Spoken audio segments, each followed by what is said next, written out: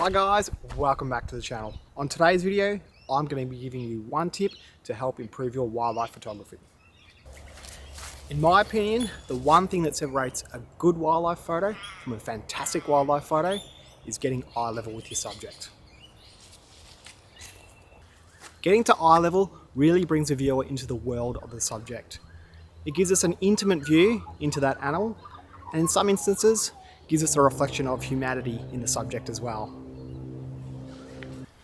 Today's video is not really going to be about exactly how you get to eye level for every subject, because of course that varies greatly depending on the animal that you're shooting and the scenario. For example, it's very different if you're in a safari vehicle compared to if you've gone for a bushwalk.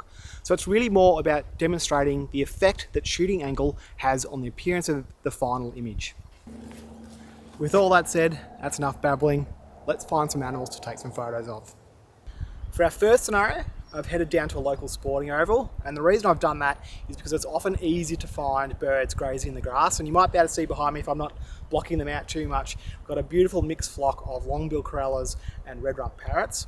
And the purpose of coming here is to demonstrate that when we change the angle that we're shooting at, so going from a steep angle at standing up to lowering the angle to being prone, that we increase the distance between our subject and our background, which eliminates all of those ugly distractions that we get in the background and also brings the subject close into focus and brings you right into their world. The first view we'll look at is when we're standing up.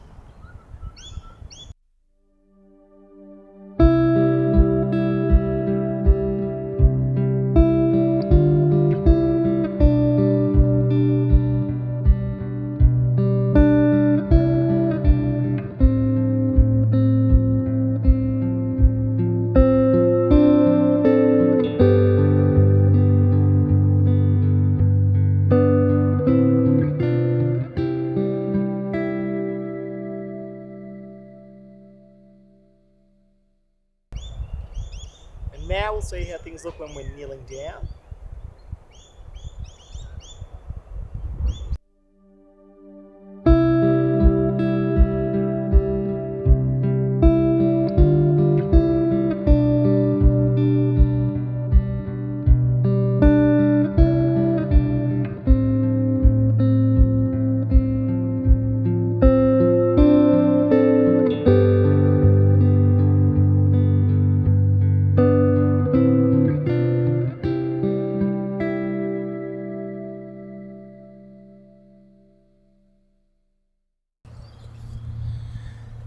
And finally, we'll see what it looks like when we're lying prone, so in direct eye contact with the animal. Now when I'm lying down, I tend not to use any support, so I don't use my tripod, unless of course I'm trying to take video.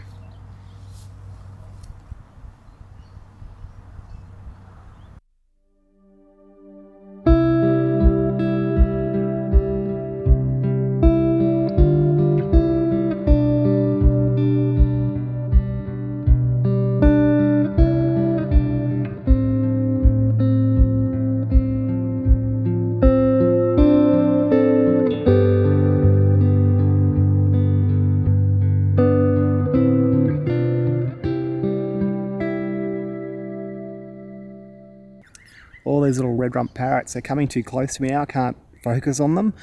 It's really quite special to be in the middle of Melbourne and have these mixed flocks of parrots that just come down to feed on the ovals. It's really great. I don't take the time often to appreciate it enough how special it really is.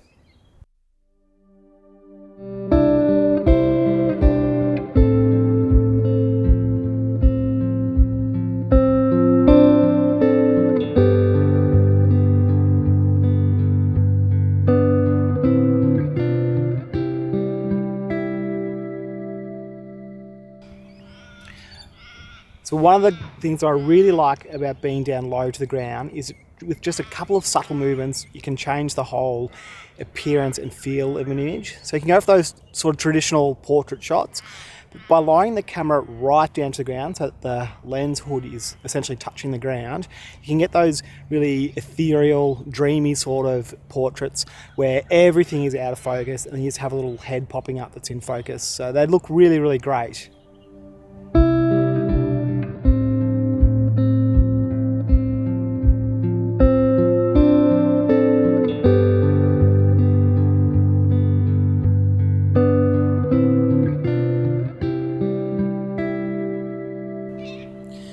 hope that you can appreciate that the appearance of an image is really heavily influenced by the angle that you take the photo at. Now, it's all personal preference, of course, but for me, I enjoy how an image appears when I'm lying prone on the ground. You get that really nice out of focus foreground and background with the subject sort of isolated.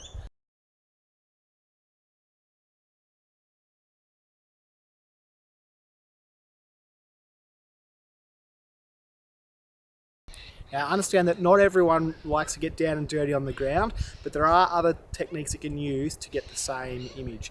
You can look at using a ground pod, or use your tripod, or you can use your feet, as I've demonstrated before in previous videos.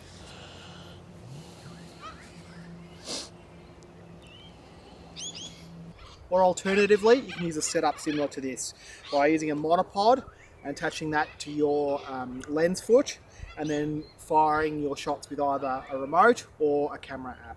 And you'll be able to get those low angle shots as well. Okay, for our second scenario, we're going to look at animals that are actually above us. In this case, we're going to be photographing birds that are perched in a tree. Now remember, this is not specific to bird photography. We could pretend that it's a monkey in a tree, or maybe a mountain goat up on a rock or something like that. But we're going to look at how changing the angle that we shoot at affects the appearance of the image. Alright, so where I am now, we have a bunch of pardalotes in the trees here.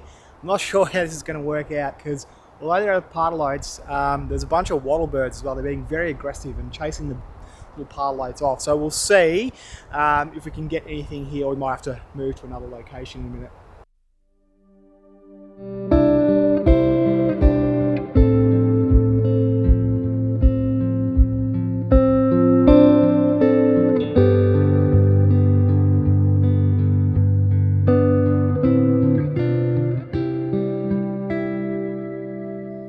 I've just moved a little bit further away from that cranky wattlebird in an attempt to have a bit more success. Now, the pardalotes here are coming down a bit more frequently than before.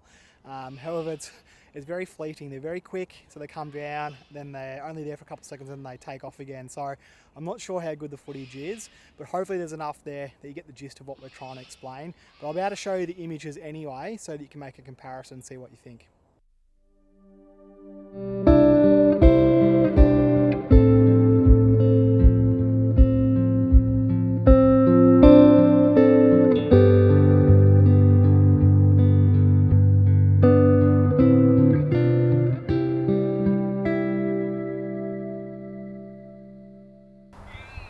Well, thanks again for watching. I really hope you got something out of this video.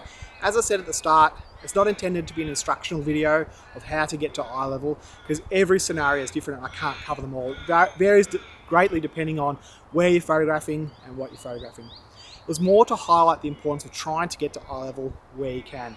As I said, it makes for a much more engaging photograph and it brings the viewer into the world of the animal that you're looking to capture. Anyway, please remember to like and subscribe. I'll see you back on the channel very soon.